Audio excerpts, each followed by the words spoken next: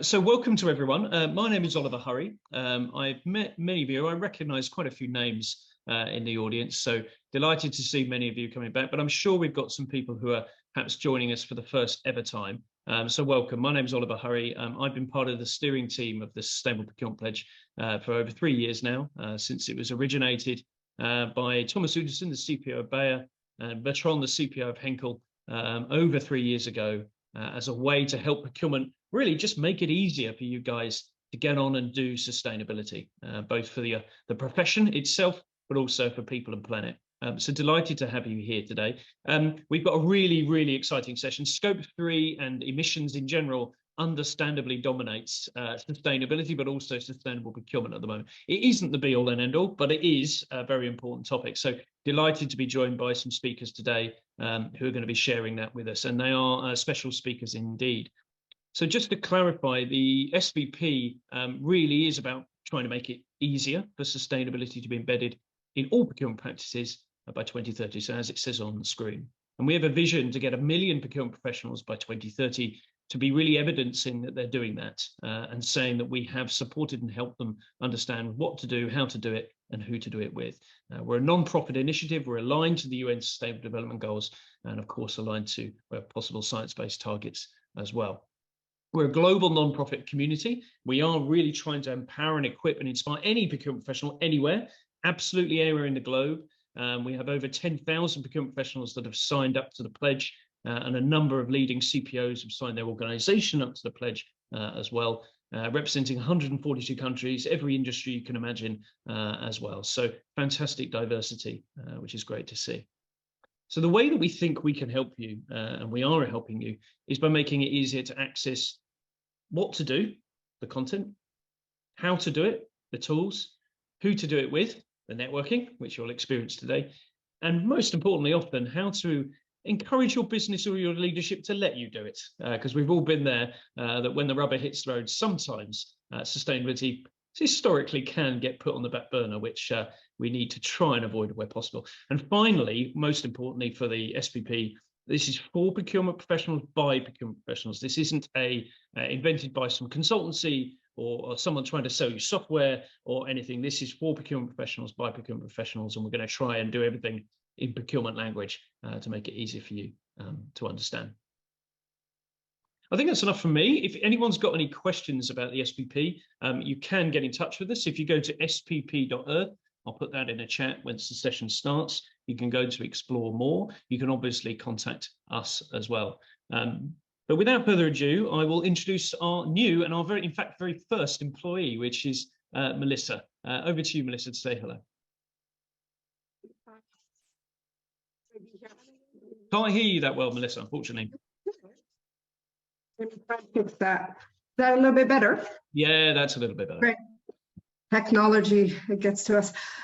So I know that we have a really full agenda, so I won't take too much time, but I did want to say hi to everybody today and just introduce myself, as Oliver said, employee number 1. And that's really exciting because it's representing some of the progress that this organization has made. We are building a little bit more of a team, and we'll be a little bit more present and able to hopefully continue to support this community as it grows. So really happy to be here, and welcome to everybody for this session, whether you're new or you're already involved with us. Nice to meet everybody. Excellent. Excellent. So just to explain this session, the SPP, to cope with the thousands of people that we have in every industry worried about every topic that's imaginable, the SPP is organised into chapters. So it means as a procurement professional, you can almost choose your own adventure depending on where you're based, region, what industry you're in, and what topic you're concerned about, Scope 3. And so this is the session of the Scope 3 chapter of the Sustainable Procurement Pledge, co-chaired by the wonderful Claudia and Eric, who've been working on this chapter from the very beginning. And it is one of the most popular and important chapters that exists. We're joined today by the wonderful team at CBRE, Robin Burton and Matt Langley. They are going to be sharing their insights on what they've been doing on Scope 3, and particularly looking at emissions factors. And a special thanks to CBRE, Robin and Matt, because they are also one of our champions. An SPP champion is an organisation that doesn't want to just help its professionals individually, but is actually committing and championing sustainable procurement as an entire organisation and onboarding all of their teams slowly into the pledge so that they can get capability built as an organisation. So absolutely delighted to have Robin and Matt. Robin, I'm just going to spotlight you guys so that we can make sure that we can all see you. And otherwise, you should be able to share your screen. Have you got any issues with that? You can do that. Lovely. Well, without further ado, over to you, chaps. And the only last thing I'd say to the audience and those listening in, and we have hit 70, so pretty much bang on with my guess. If anyone has any questions or comments, please do put them into the chat. We will come to you. We do like people to actually chime in and say a few things towards the second half of the session as well. So don't be shy. And finally, obviously, do be aware of what you're posting into the chat and what you're saying. We want to be professional, but also conscious of competition law where possible. And finally, if you've got anything you want to ask me to ask on your behalf anonymously, you can also message me. Enough from me. Robin, Matt, over to you. Great. Thank you very much, Oliver. Matt, did you want to kick off a little introduction from yourself? Yeah, great. Thanks, Robin. Hi, everyone. I'm the Global Procurement Head for ESG at CBRE. And what we're going to take you through today is really 2 or 3 years of tinkering with emission factors, trying to understand them a bit more to really help us with our baseline understanding of our emissions in our supply chain and what we can start doing with the next stage. So we were keen to share this because this is where we started.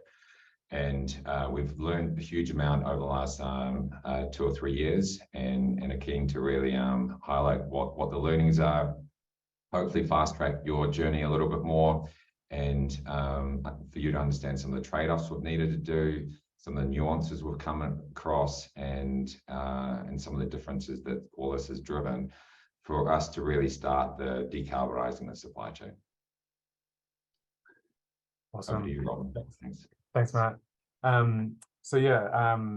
Just further to what Matt said, I'm working in Matt's team. I'm director of the Global ESG Procurement Program. So I've been deep in the weeds amongst the emissions factors, and it's really awesome to be able to sort of poke my head up today and share some of that with you all. I'm trying to pitch it all to all different levels of experience and knowledge of this topic. So I hope it's interesting to everyone. I've been working in this space for about 10 years now, so purely in the ESG procurement space. I'm based in Australia, for those of you who couldn't guess from my accent. So it's 11 p.m. for me now, so it'll be off to bed after this. I joined CBRE about a year ago and have been, as I said, sort of deeply working on our initiatives around decarbonisation in the supply chain for both CBRE, but also for our clients that we do procurement on behalf of as well. I'm super excited that CBRE has actually joined the SPP as a champion member. I'm excited to be here today. It's my first meeting, and I'll wear my Scope 3 chapter badge with pride. So getting into it today, essentially wanting to talk about emissions factors in the services industry, which is particular to us, but I think some of the learnings we've got from this space apply to all businesses in all walks of life.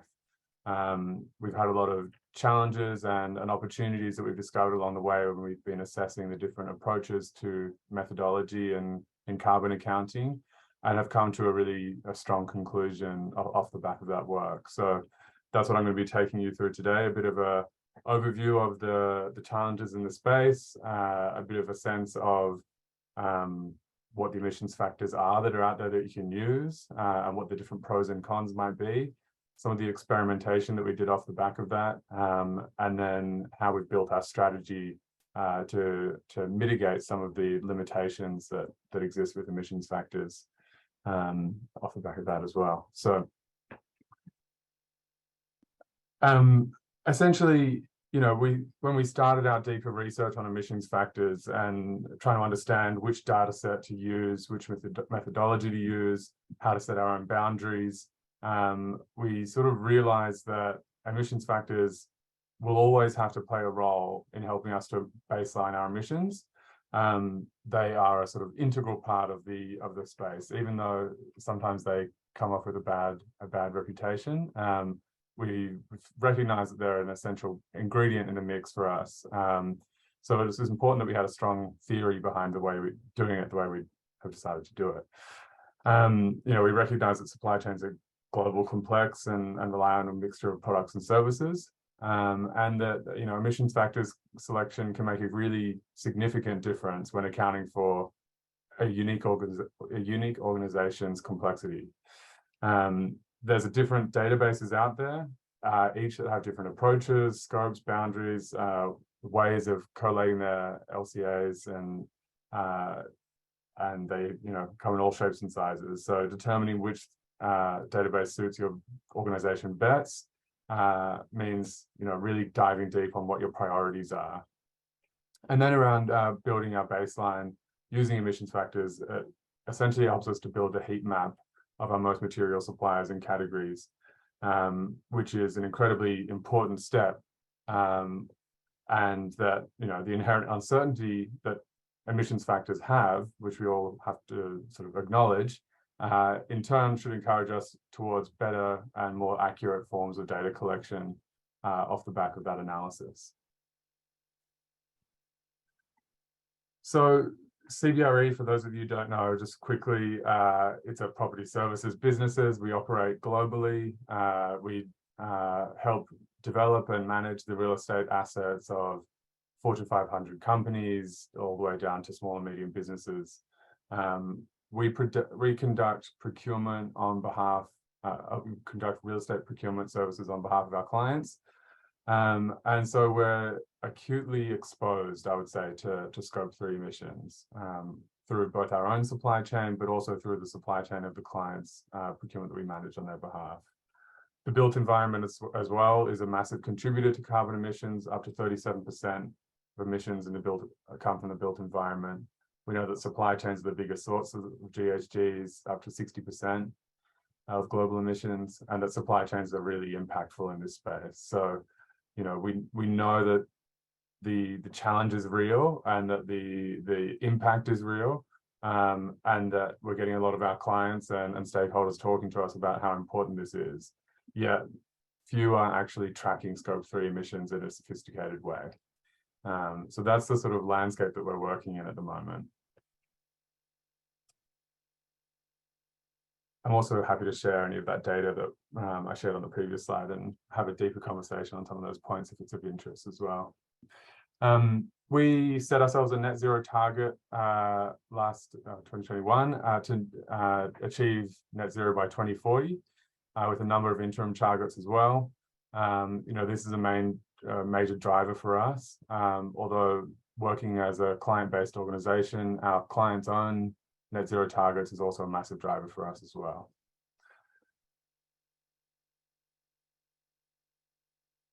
I just wanted to briefly touch on some of the broader aspects of ESG procurement. We have been working towards a whole swathe of different programs in ESG procurement, whether it's around ESG performances in general, beyond carbon emissions, supply diversity, or governance protections. However, adding the net zero supply chain program to this model has enabled us to focus on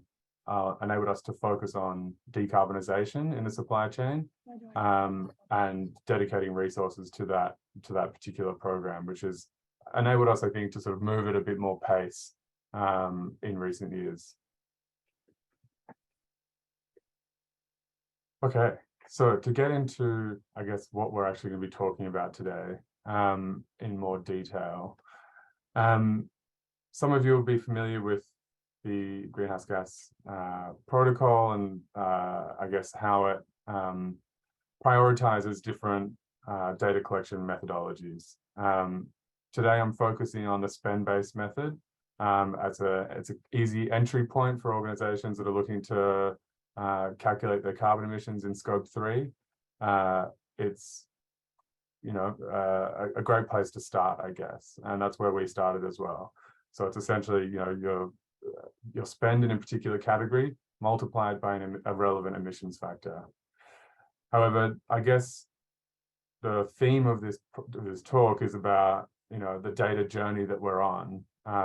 That's where we are that's where a lot of organizations are today, but we're moving our way up that accuracy scale.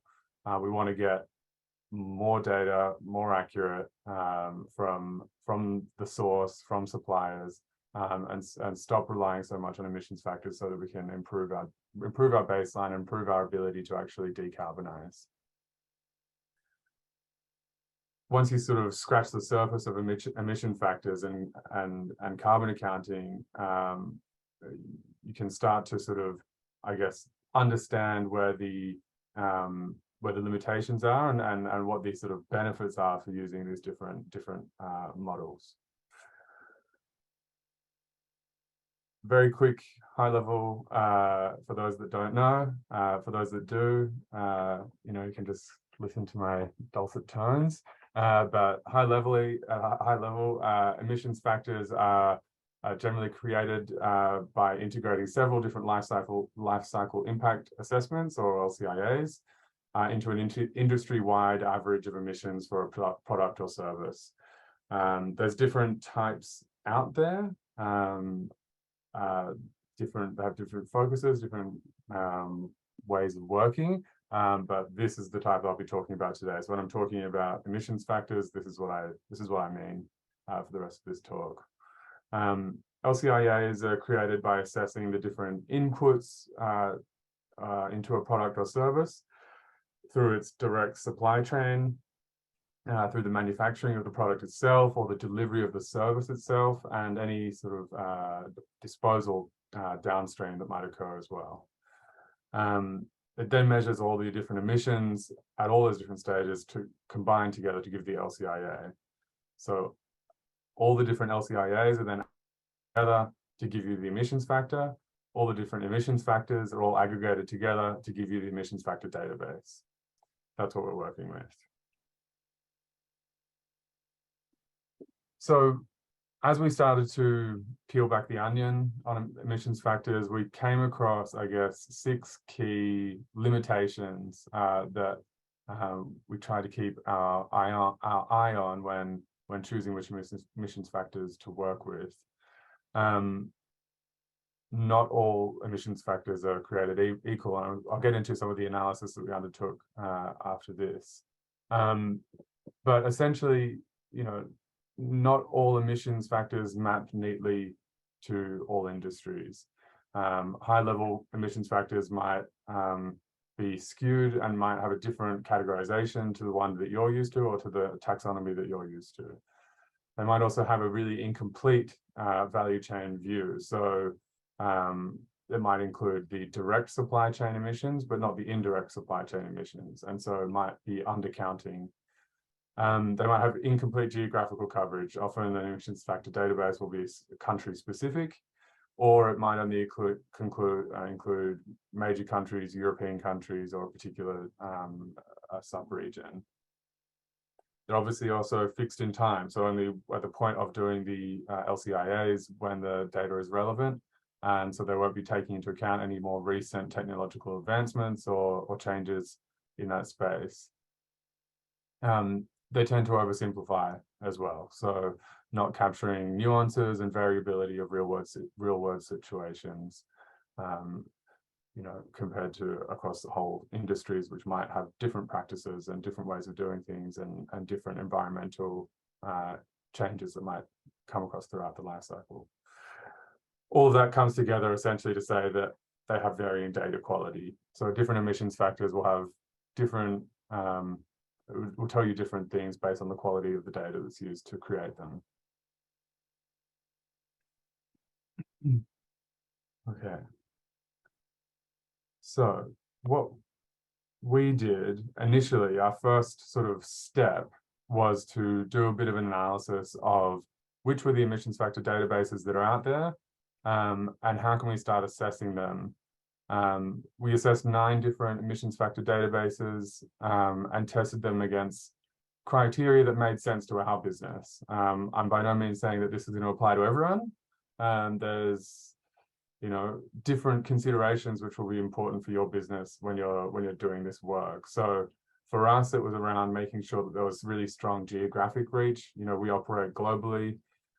We need to be making sure that we have emissions factors that are relevant here in Australia and over in the UK, China, US, wherever. We also need granularity of coverage, particularly in service sectors, and particularly in service sectors related to real estate. And I'll break down some of the analysis we did in that space as well in a later slide. We want to understand the contemporaneous of the research, how usable the actual emissions factors were, and the cost.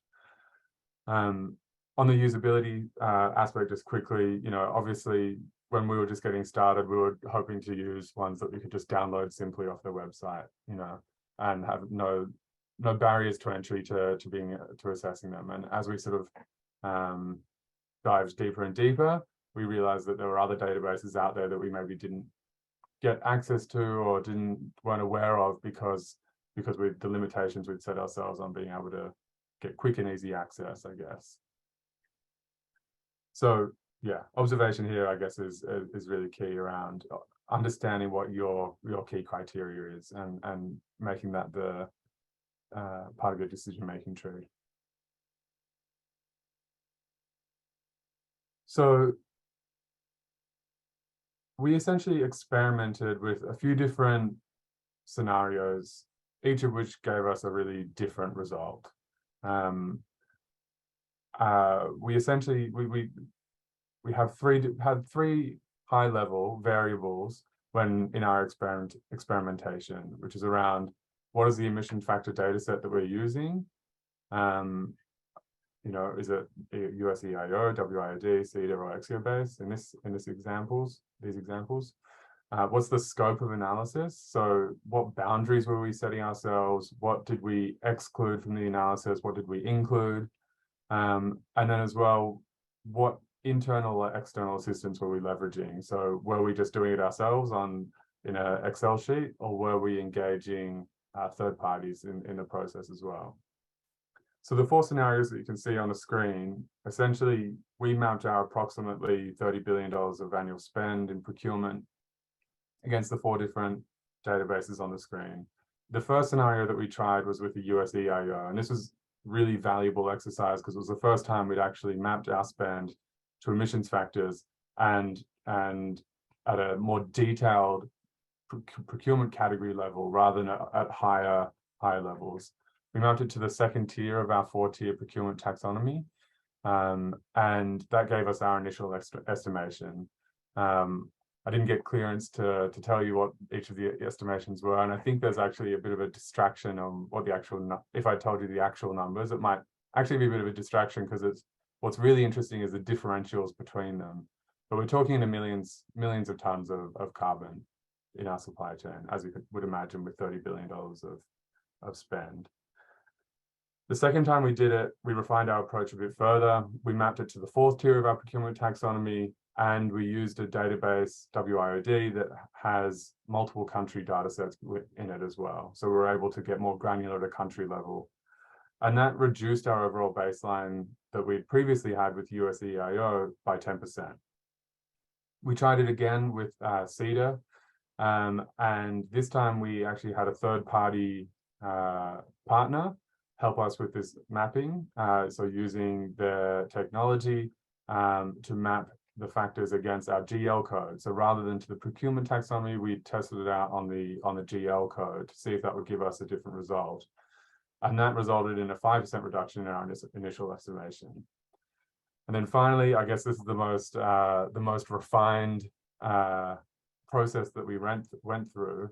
We engaged a third party, and we actually went through a process of properly refining which procurement categories would be excluded or included in the analysis based on what is appropriate from a carbon accounting point of view. So we excluded pieces of information like tax, spend on intercompany spend, which is a massive driver of our baseline, and employee benefits, things like that. And that resulted in a massive 50% reduction on our initial estimation. So just those few different variables had an enormous impact on our overall baseline that was produced when we did the analysis with different emissions factor data sets. Probably when you look at this, you're probably wondering, why the hell did you do it so many times? What could possibly be gained from doing it like this? Look, at a high level, our drive was around making sure that we understood which database of emissions factors synced best with our business. And each time we did it, we felt more and more confident that we were getting the database that worked best for us. We wanted to refine our boundaries and set a methodology that was credible and would stand up against an auditor coming in and trying to pick apart the process that we went through. And then we also, I think this is a really key one, we wanted to overcome manual processes that make it really difficult to run rerun analysis. So, in $30 billion of spend, there's over the millions of lines of data in our transactions. So, manually mapping this every single time we wanted to recalculate a baseline was just not feasible. So using different tools and third-party partners to help us with that process was really key. I think the thing we really learned through this process, and each time we did this, we were sharing the information internally with our procurement colleagues and procurement leaders and other people that would be interested. I guess what we observed is that procurement people want baselines that are really fixed and that reduce over time in a really steady manner. And we discovered through this process, obviously, that as you start to refine your process, as you start to really hone in on what is important and what is going to get you the best and most accurate result, the baseline is going to change. And as you recalculate it year on year and refine year on year, you should expect your baseline to change. And so your calculation of the total amount of carbon that you need to abate and remove in year one is going to be really different to the total amount that you would see if you did that analysis 2 years or 3 years later when you've got a more refined process. And so there's a communication challenge there, I think, for procurement people, because it doesn't fit our way of thinking, it doesn't fit our worldview. So I think that's sort of a really key thing to try and unpack and unpick when you're doing these exercises, and to not set yourself up and on a particular number and hang your hat on that as the only number that's relevant. So I wanted to hone in a little bit on WIOD, just as a particular example. The same kind of analysis can be done on all the different emissions factor databases that are out there. But just to give you a bit of a spotlight, there are 46, I think it was, WIOD categories. 22 of them are products, 25 of them are services, and the rest utilities are uncategorized. You'd think that sort of gives you something to work with. For CBRE, we're a heavily service-based industry, and it's a heavily services-based industry. Once we unpacked those service categories, we found that actually only 15 of those are actually relevant or related to CBRE procurement. So we have literally hundreds of procurement categories that are being tried to map, that we're trying to map to only 15 WIOD industries. So there's a real mismatch there. So we're going to have emissions factors that are going way across multiple categories and, drastically oversimplifying the data that we're getting back by saying that, general contracting might be considered the same as a basic repair and maintenance job, for example. Construction might be lumped in with something far less emitting or something even more emitting. This is an industry-wide problem for organizations like us, but there are other industries out there that will find the same thing, where you're searching for more and more granularity that just isn't there. That said, it's still better than nothing. It's a great place to start, and it's sort of an important first step. To zoom in just a little bit further again, to compare two of those analyses that we did, you remember the WIOD one was a 90% reduction, sorry, a 10% reduction on our initial baseline, whereas Axiobase gave us a 50% reduction on our baseline. This slide just sort of breaks down against our criteria what were the different drivers for using those different databases, what are the different benefits, and what are the, I guess, what's causing that mismatch between those two databases. The most significant aspects are around the geographic reach. The geographic reach there appears to be the same. They both have 43 countries. However, Axiobase has 5 regions, meta regions, based around particular continents. So it means that a country in the Pacific, like Australia, is not lumped in together with Europe or the United States. So they have this subcategorization, which can make a big difference when you're dealing with a globalized spend across your business. The second most important one is around classifications. So when we manually implemented WID, we categorized our general contractors, which is a super significant category for us because we manage contractors on behalf of our clients. We categorized it as repair and installation of machinery and equipment, which does describe a really significant portion of what general contractors do. But as you'd sort of guess, once you sort of start thinking about it a bit deeper, it probably doesn't capture the construction aspect of general contractors, which is a really big and significant contributor. Then as well, when we engaged a third party to help us in the mapping of Axiobase, we mapped contractors to construction. So this human decision between whether it's repair and installation of machinery or whether it's construction as a category, is that human decision accounted for about 60% of that difference between Axiobase and WIOD once we analyzed it. So the differential between the baseline of Axio and WIOD was significantly impacted by that simple, quite quickly made decision. So it's important to take care and time, I guess, when you're doing these mappings.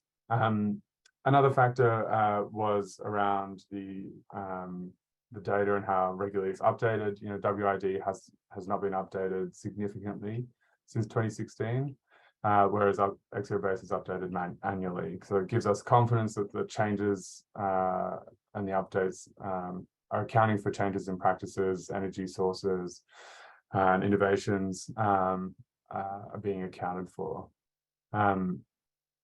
Really key for us in this process, once we started to use a third party to help us, was that automation would make this process so much quicker.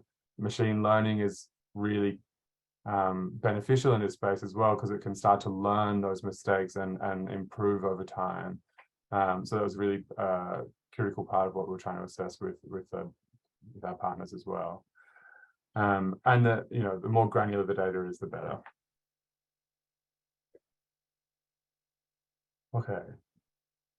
So essentially, we landed on our emissions factors numbers, and that was sort of step one. Step two was actually making that data usable for our business and for procurement and for our clients.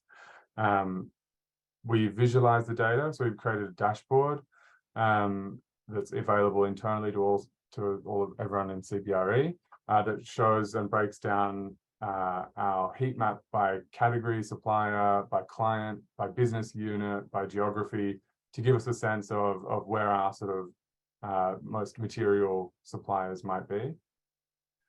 We wanted to drive a more consistent approach, so the research that we gathered in this process meant that we were able to improve systems for calculating Scope 3 emissions outside of procurement. So our corporate sustainability team, which is doing a lot of Scope 3 emissions calculations, we're able to leverage the research we've done and align to the research that we've done. And same with our energy and sustainability teams that are doing a lot of Scope 3 assessments for clients directly on smaller pieces of work. It means that CBRE can then adopt a unified approach to emissions factors where we're all using the same emissions factors, we're all got the same theory and methodology. And so therefore our numbers are comparable and like for like across the business. And then the next step for us, which I'll go into a bit more detail in over the next couple of slides, is around how we're engaging with suppliers off the back of this. So we understood from CDP data and EcoVadis data that up to 88% of our suppliers have not started or are just beginners on the decarbonisation journey. This data from emissions factors helps us to prioritize, how we're going to do our engagement. We want to understand which suppliers have material from an emissions perspective, what geographies they're in, the categories, the line of business, from the most emitting suppliers in those sectors. Once we've identified them using this data, we can then work with them to refine their process, build their capability to report emissions, and then embark on carbon reduction initiatives. Using emissions factors essentially gives us the guide of where to focus our efforts to get more, better, more clear data. So what we did with that was design a proof of concept where we essentially reached out to 188 different suppliers.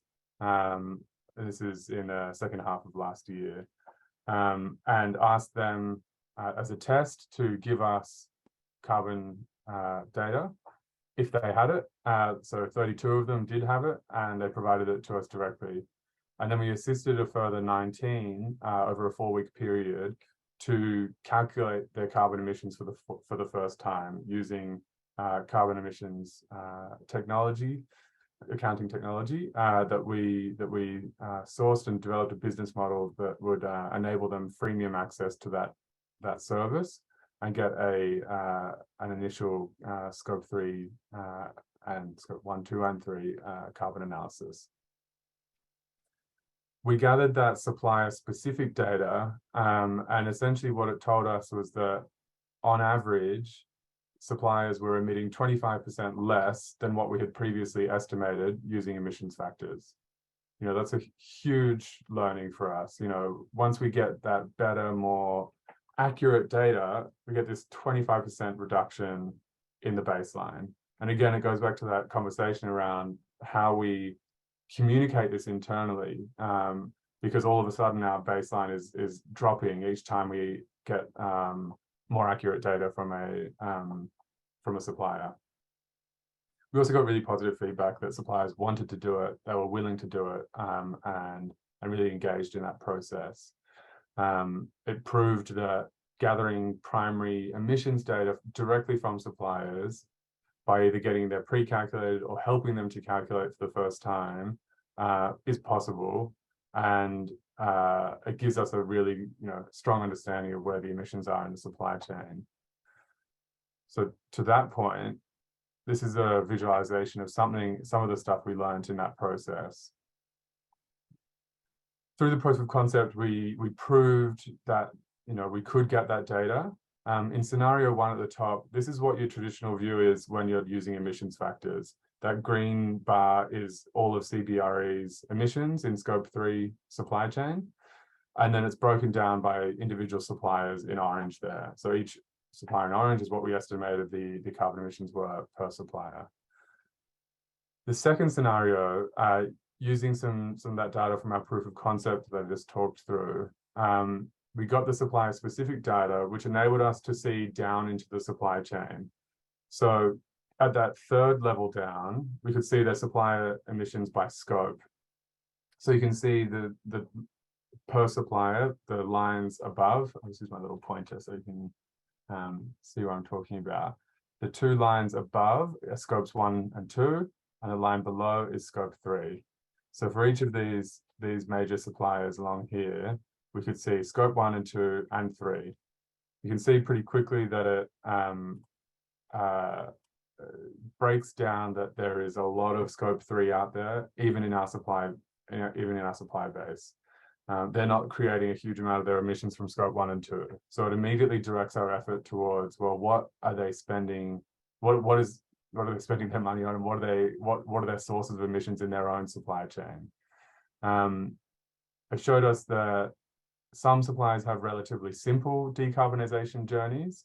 So a maintenance provider that was producing above average emissions, for example, from its car fleet, it enabled us to have a discussion on joint decarbonization efforts through electrification of their fleet or rationalization of the way they were organizing their trips between sites.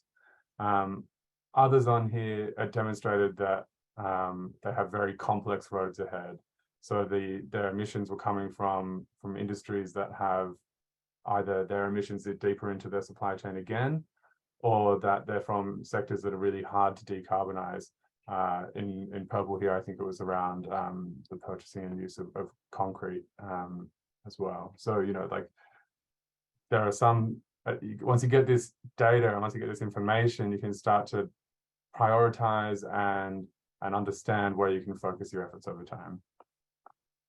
And again, it's sort of, I guess, proved our model that engaging with suppliers directly, supporting them onto that decarbonization journey and working with them to get real decarbonization initiatives in place is a really tangible thing that we can do as a procurement team. It sits within our procurement wheelhouse, and it creates a really significant benefit to the overall business's baseline on Scope 3.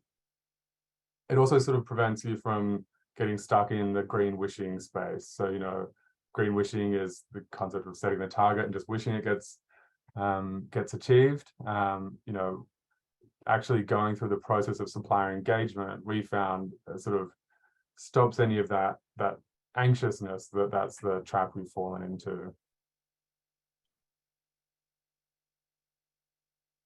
Okay, so final slide before I get into some questions. And yeah, if you've got any questions, more than happy to answer them, and also happy to connect after the chat as well. But just to recap, we have some residual challenges ahead of us in our data journey. We're still challenged by manual data manipulation. You know, our spend cube is huge. So we're still, you know, we're determining what tools are out there that can help us to automate that process. We need to get better at accounting for reductions. So using the spend-based methodologies aren't going to work. So what processes are we going to put in place to collect primary data at scale from our supply chain? And then we want that visibility even further down the supply chain than what we got through our proof of concept. Services that we purchase, we find that the emissions are coming way down the supply chain. So how are we going to collaborate with our suppliers so that they can collaborate with their suppliers to actually make an impact on that Scope 3 baseline, now that we understand where those emissions are coming from? We expect that emissions factors for our highest emitters over the coming years will be replaced by supplier-specific entity-level data, that we must collaborate more, and that we must, you know, start to build this into our procurement processes as well, where we set it as a KPI that performance on emissions is a must if you're wanting to work with CBRE and our clients. So that's it from me. Happy to take any questions, or Matt, if you wanted to cover off anything else before we went to that. Yeah, I've been able to answer some of the questions, and Alexandra, thanks for doing some as well. I think to kind of wrap this up, the journey we started with was really looking at how can we spend more with sustainable suppliers, and we partnered with EcoVadis, and we've got goals to reach 5.5 billion this year spend. And so then we're kind of, next stage was, okay, that helps get suppliers on the sustainability journey. but it doesn't get us down to decarbonising. And so that's when we started looking at the emission factors. And unlike others that I've talked to who kind of just see emission factors as, well, they're highly inaccurate, sometimes they're 10x out, we see this as a data journey.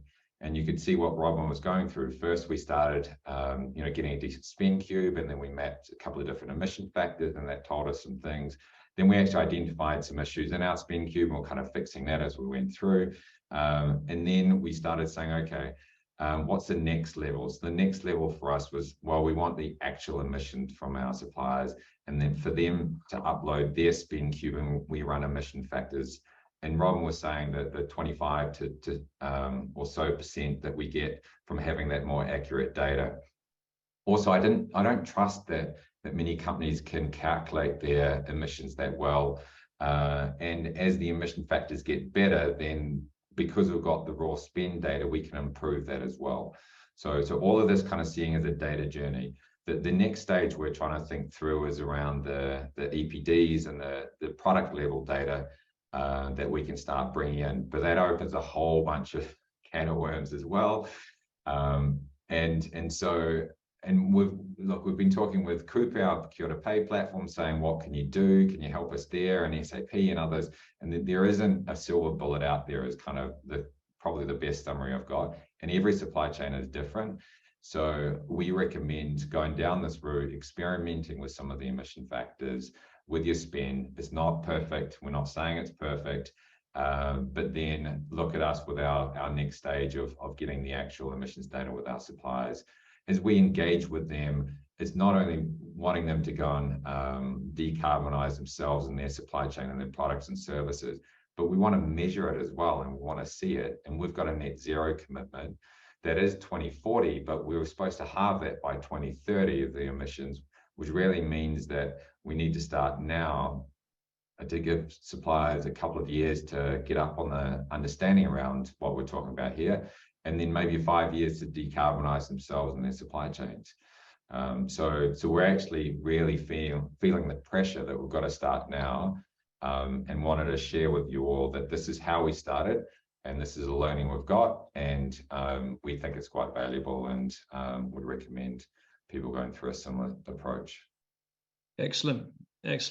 Matt, Robin, absolutely fantastic. Now we've got 10 minutes left. So what I'd like to do is prioritize anyone that feels like they haven't had their questions answered, because not only was it a great presentation, but incredibly good and efficient answering of questions in the chat, Matt, and Alexandra as well. That makes people's lives so much better. There are a few questions, obviously, that haven't been answered. We've got a number of questions we could ask. Is there anyone who wants to put their hand up and ask them? I'm going to prioritize anyone that's happy to ask their question personally. So if you go to the reactions button at the bottom, you can put your hand up, and I'll prioritize whoever wants to do that, whoever feels like they haven't had their question answered. And if not, I'll pick on Natalie. Hi, are you asking me, Natalie? Yeah, I put the why not? Question in. Go on then. Yeah, so my question was around collaboration. You mentioned CDP, and just in terms of how have you engaged with any other peer companies or other client, like similar companies that are doing the same thing to engage with suppliers? So, obviously they're getting bombarded with lots of these questions from lots of people. Great question. Yeah, so Natalie, what we're finding is we're actually going a bit further than, yes, so we talked to Schneider, and they've reached out to just over 1,000 of their suppliers. We know that Apple has reached out to 200, and Dell is reaching out to suppliers. And so there are a number of companies reaching out and trying to work through.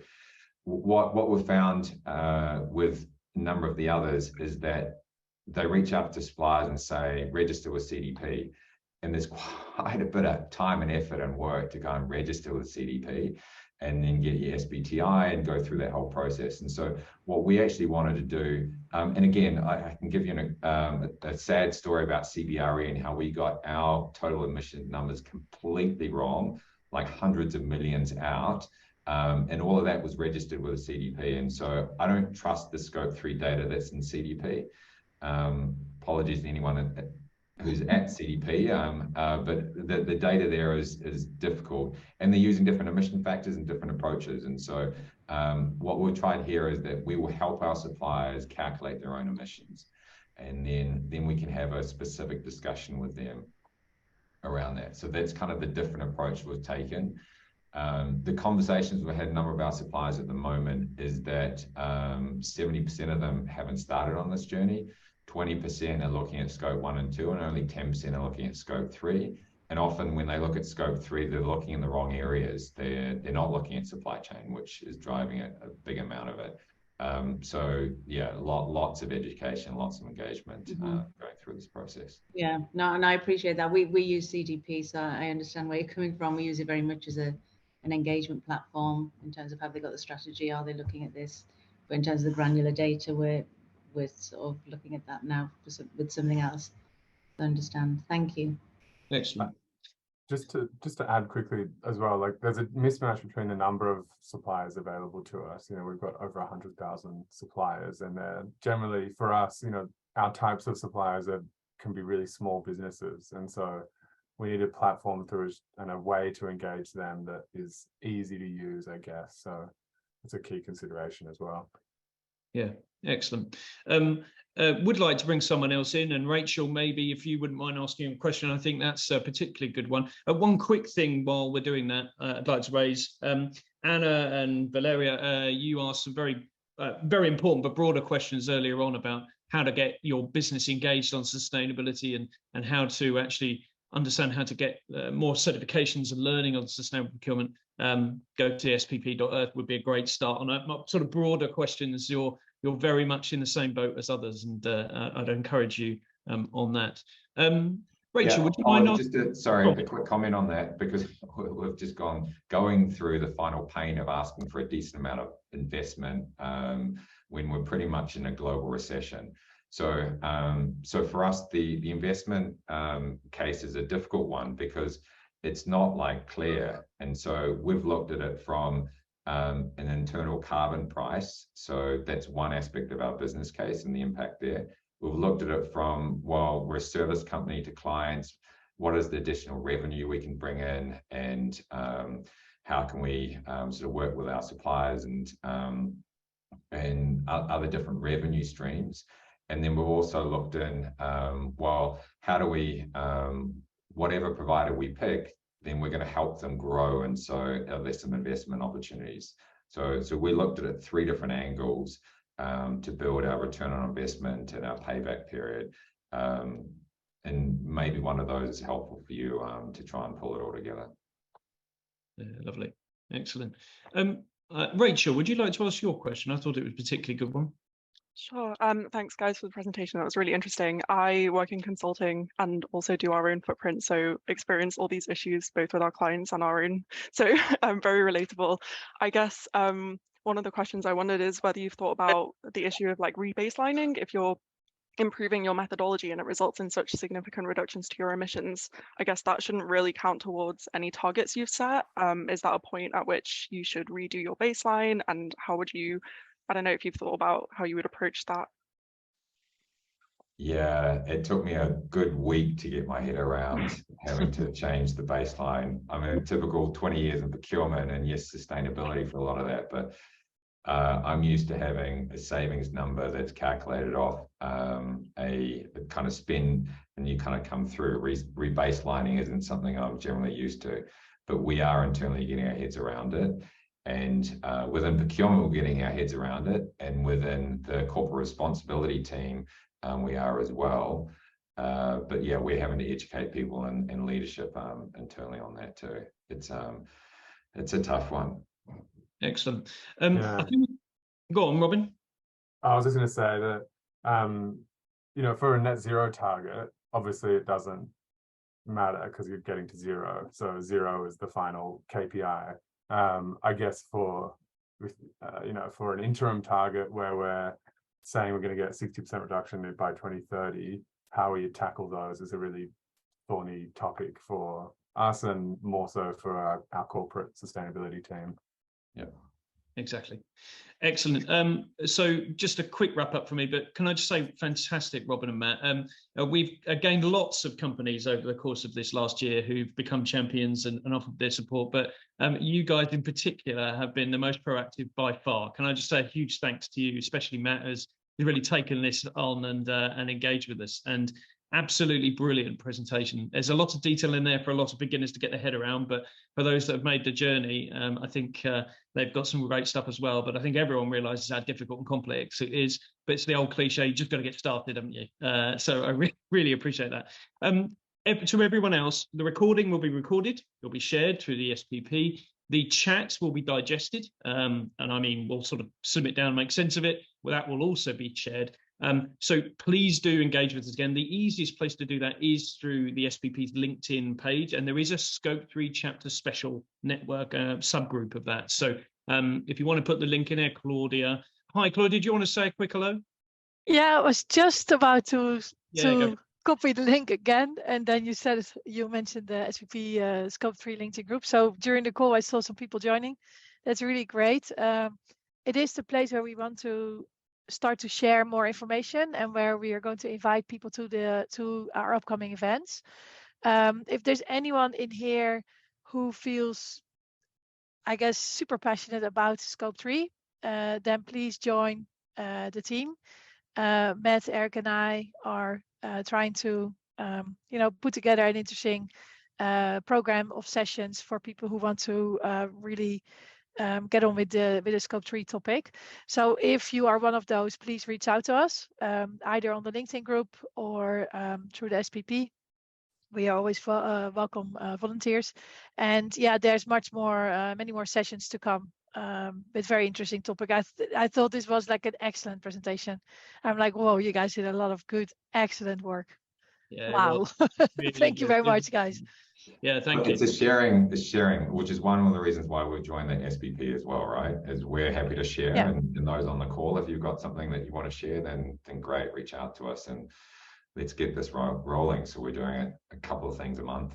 Brilliant. Yeah, and I think one of the things that is really, I guess, an advantage of joining a group like this is, there's so many webinars out there. There's a ton of webinars out there, but I think what makes this group SPP Scope 3 really interesting is that it's a very sort of low-key, ask any question you have kind of group. So it's not only the webinar where you get information from a consulting company who wants to basically sell the service in the end, but this is really all people that, are in this themselves and are working it every day, and you have questions, and this is the place to ask those questions, and we work together, we network, we try to find solutions, and we help each other. So yeah, please join the group.